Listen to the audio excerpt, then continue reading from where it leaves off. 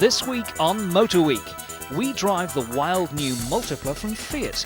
We bring you even more from Detroit, and Chris Goffey tries the Golf PDI estate.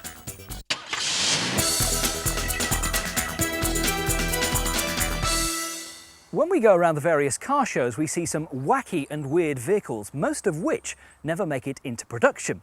So at the Paris Motor Show back in 1998, I was amazed to see this car from Fiat. This is the Multipla. It's the sort of car you do a double take on. It's wacky, it's weird, it's bizarre, but it is going into production. And these are some of the first Multiplas in the country and a chance for us to drive them. Now, Renault started the trend off in the mini MPV market when they introduced the Scenic a few years ago. Since then, everyone else has jumped on the bandwagon. What makes the Multipla different is the fact that it seats 6 people, 6 adults as well. And it's as wacky inside as it is out, as you'll soon see. The brief for the Multipla was a car less than 4 meters long, flexible seating, and a car-like drive. What the designers have come up with is a car that's shorter than its rivals, but wide, in fact, wider than a BMW 7 Series. Fiat started the Multipla from scratch using space frame technology, and it's constructed from sections of steel joined together. This helps costs and gave the team complete flexibility. The wide track of the car, say Fiat, gives the Multipla a class-leading ride and handling combination. Mind you, all manufacturers claim that. So where does the name Multipla actually come from? Well, the 1950s, when Fiat introduced their first Multipla, again with seating for up to 6 people. Obviously, the design has changed substantially since then. I just can't get over the look of this car. Maybe it grows on you like facial hair, and I don't like that either. Now, when I said it was weird inside, as you can see, I'm not kidding. This centre area looks like somebody had a box of components, threw them all up in the air, and wherever they've landed has been their final resting place. It really is quite odd, including this centre speedo, which takes a bit of getting used to. It's a dash-mounted gear shift, similar to what Fiat did with the Ulysses MPV. I think what will take most getting used to, though, is the fact that you can see 3 people up front. Now, each passenger gets their own 3-point seatbelt, as you can see there, and airbags all round, which cover all of the occupants. But I can't remember any other car that had 3 separate seats up front. The centre seat is moved back a little bit to give the driver a bit more elbow room, although I have to say for 3 adults up front it's a little bit cosy. These side pods look like they ought to detach and you can carry them around as a fashion accessory. I have to say that the quality inside the Multipla is very good. Gone are the days of buying a Fiat and having bits dropping off all over the place. In the rear you get 3 decent sized seats, and because of the width of the car, a reasonable amount of space. It's pretty cosy for 3 adults back there as it is up front. The seating is flexible too and quite easy to remove. There's also the option of having a fridge here in the front instead of this centre seat. Seems a bit extreme, but maybe some people want it.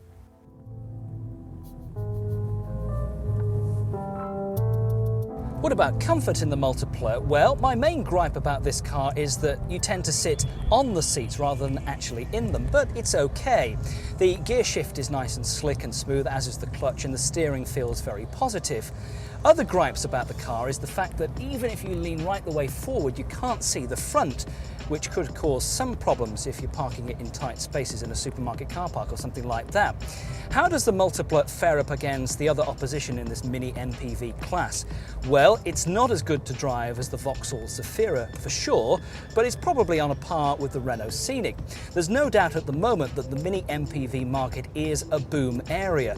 Sales around Europe are expected to peak at around 300,000 to 400,000, and car manufacturers expect that to double in the next few years, and that's why Fiat and other manufacturers are jumping on the bandwagon.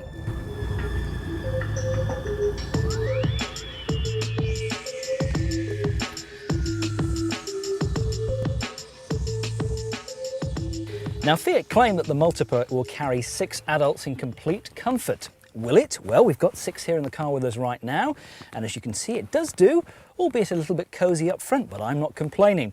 So does the Multipla actually fit the bill? Well, it's up against some very tough competition in the shape of the Scenic and the Zafira. I guess it depends how many people you want to carry, 5, 6 or 7. If it's 7, then you'd have to go for the Zafira. And I guess it depends as well on how different you want to be. You could buy a yellow car and be different. You could buy a Fiat Multipla and be different. Or maybe a yellow Fiat Multipla. Now that would be different. Let's go.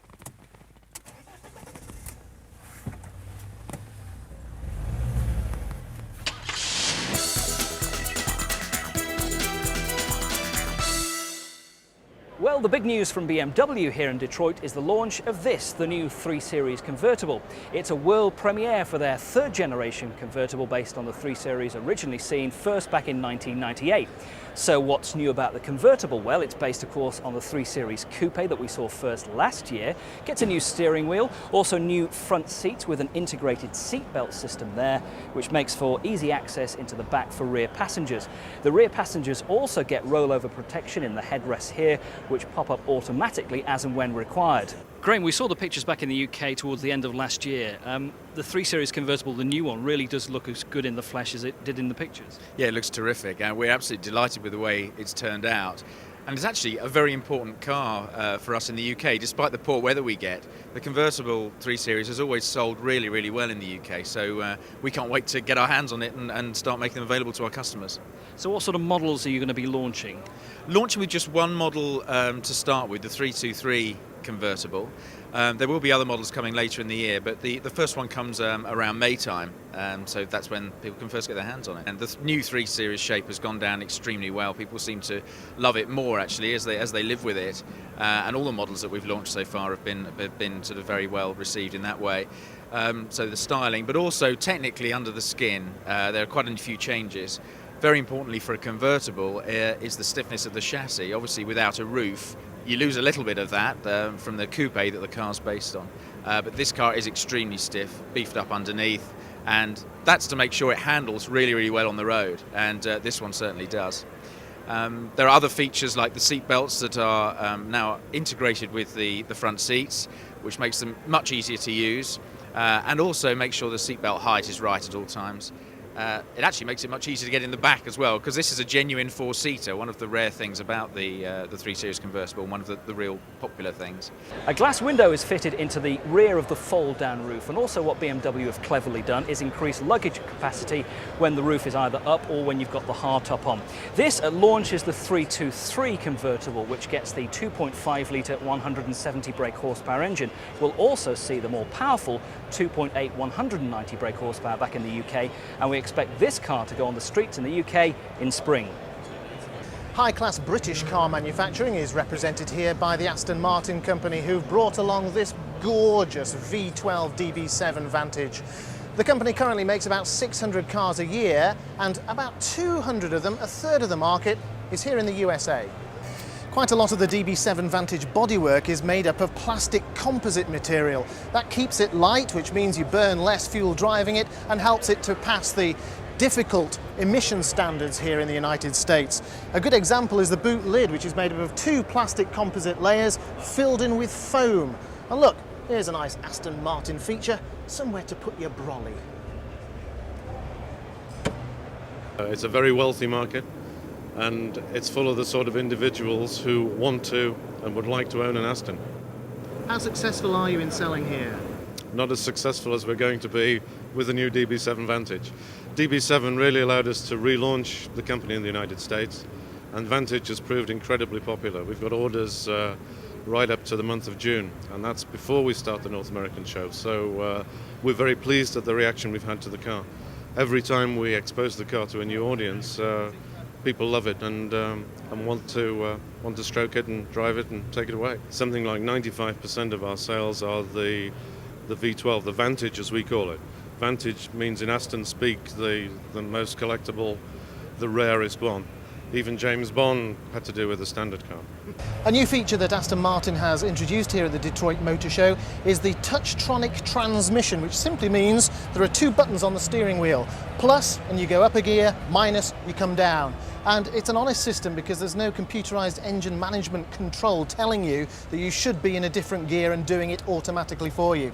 In fact, this transmission can drive in 3 different ways: standard automatic, sport automatic, and the new Touchtronic. Here on the Toyota and Lexus stand, the news is that the RX300, which has been on sale here in America for quite some time, is coming to the UK sometime in 2000. Now, this RX300 has been very, very popular here in the States, not least because it has quite a reasonable price tag of $35,000 for this four-wheel drive version of the RX300. It's got a 3-litre V6 engine under the bonnet, some 220 brake horsepower, and is a very comfortable car indeed. It's rather difficult to pigeonhole where this sort of car will sit in the UK market. It of course carries the Lexus badge here in the States, which carries a lot for it. It's nowhere near as big as, say, a Land Rover Discovery, something more the sort of size of a Freelander, for example. So, price-wise, what could it be in the UK? Well, it's rather difficult to predict. At the moment, these cars have only been brought into the UK as grey imports, but all that will change for this year. And as soon as you see a Lexus badge, you know it's a car that you can trust.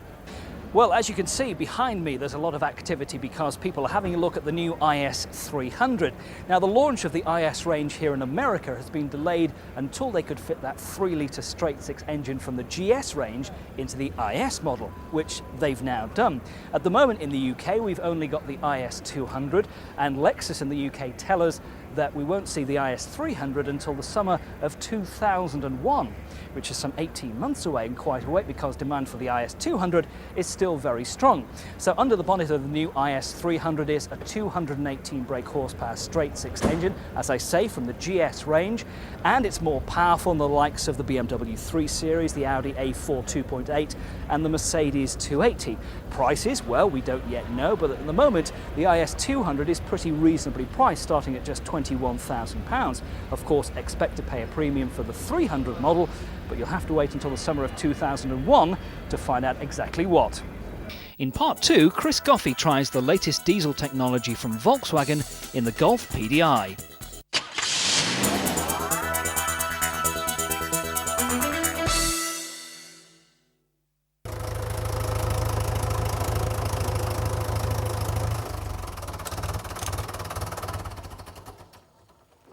The history of the diesel engine in cars is relatively short in automotive terms. Okay, I know we've been fitting diesel engines to vehicles like these for many, many years, and Mercedes have a long and illustrious history of fitting diesel engines to passenger cars. But the small passenger diesel really only started back in 1976, when Volkswagen first fitted a diesel engine to the Golf. It really wasn't until the 1980s that diesel cars started to take off in any sort of numbers on the British market, and even then they were perceived as economy specials bought by people who were after the ultimate miles per pound and weren't too worried about their comfort and extras. And despite the pricing policy in this country, where diesel fuel is ludicrously more expensive than petrol, diesels still represent a significant economy advantage over petrol.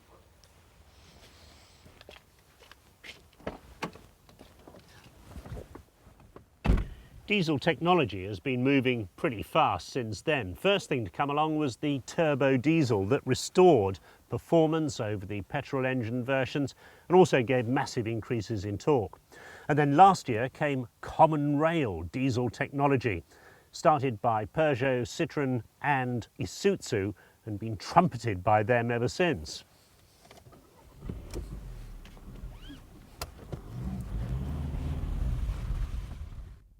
Now there's a new development from Volkswagen called pump doos. It means unit injectors.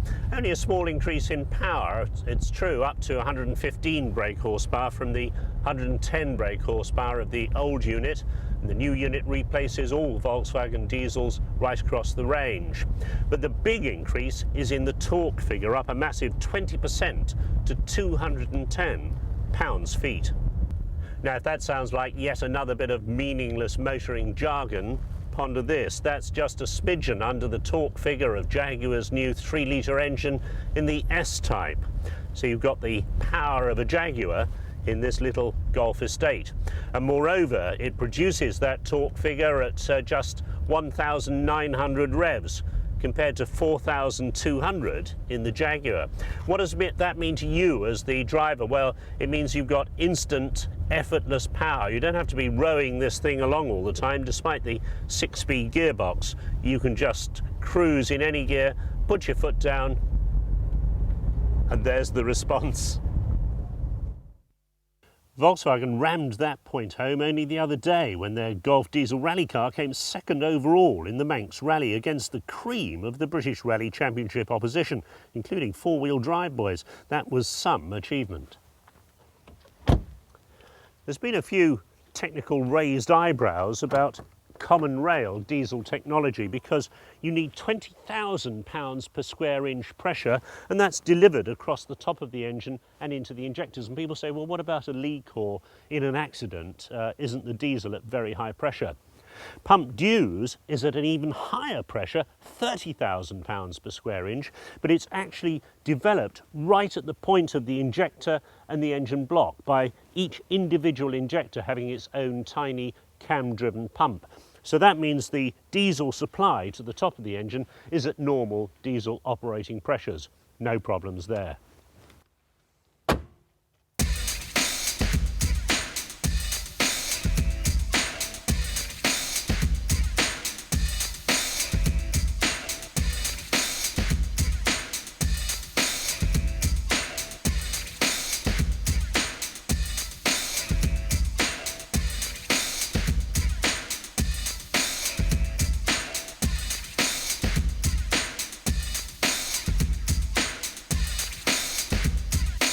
Now, the point of this leapfrogging technical race in diesels isn't to make the cars more attractive to the driver, although that's a very welcome side effect. No, the real point is to make the diesel engine more emission friendly, in particular to reduce the particulates that in the past have been controversially linked to health issues.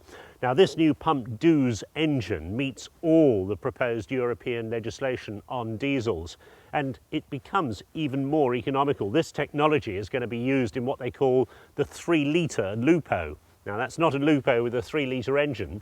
It's a Lupo that will consume 3 litres of fuel for every 100 kilometres covered. That's 95 miles to the gallon. That's what I call economy.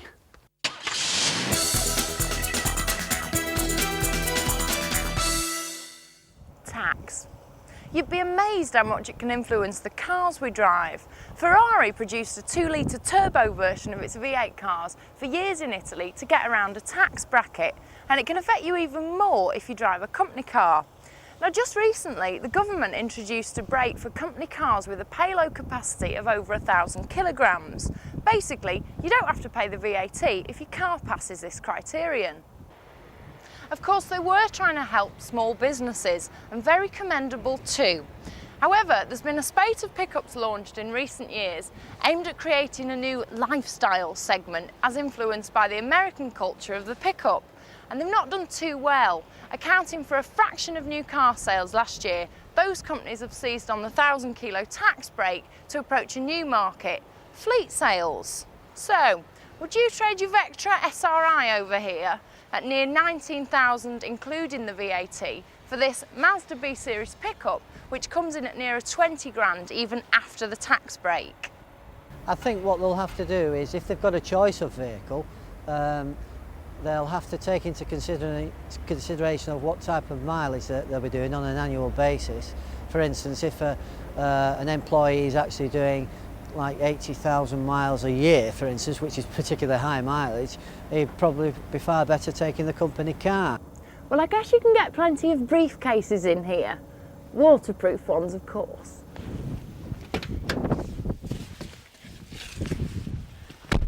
Unfortunately, in here, the utilitarian origins of the pickup are betrayed by the cheap hard plastic and the durable nylon flock material that the cabin's trimmed in. Mind you, it'd be nice and easy to clean should you spill your morning coffee.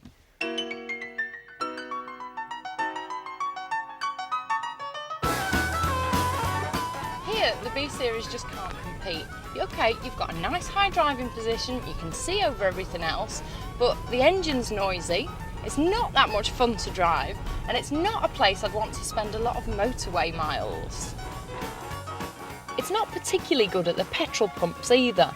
Your company's going to be forking out far more on fuel bills as you're racking up the miles in the B Series.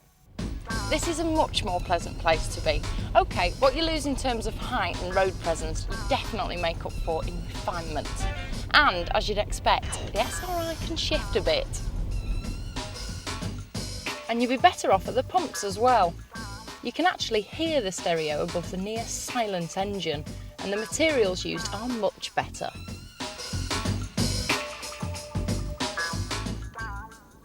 So it looks like the pickup loses out again. Who's going to fork out 20 grand for a lifestyle company pickup when the higher specified Vectra here is actually cheaper? Well, in our opinion, probably small businessmen who the government were targeting with this initiative. Now, the craze for lifestyle pickups isn't really going to take off over here, not as long as they're so agricultural and expensive. And let's face it, European tastes are very different from our friends across the Atlantic. Now, there will be sales, of course, to architects, self-employed builders, engineers, etc. And probably there'll be a steady flow of sales in this small niche area.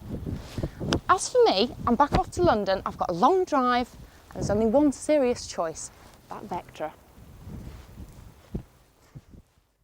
Vauxhall and sister company Opel have broken Volkswagen's stranglehold on Europe's top sales slot. The Astra chalked up a record 745,000 sales Europe-wide to knock the Golf from its traditional #1 spot. Japanese car giant Toyota has repeated its threat to quit Britain unless we adopt the euro. The company produces 200,000 cars a year at its Burnaston plant and claims that the strong pound is hitting profits. The world's smallest direct injection diesel engine has come to Britain. The Smart CDI uses a 0.8 litre 41 brake horsepower oil burner, powering the little city car to a rip-snorting 84 miles per hour. At £8,300, the CDI complements the existing range, the 45 brake horsepower Pure at £6,500, 55 brake horsepower Pulse at £7,500, and luxury Passion at £8,500 with ABS and airbags.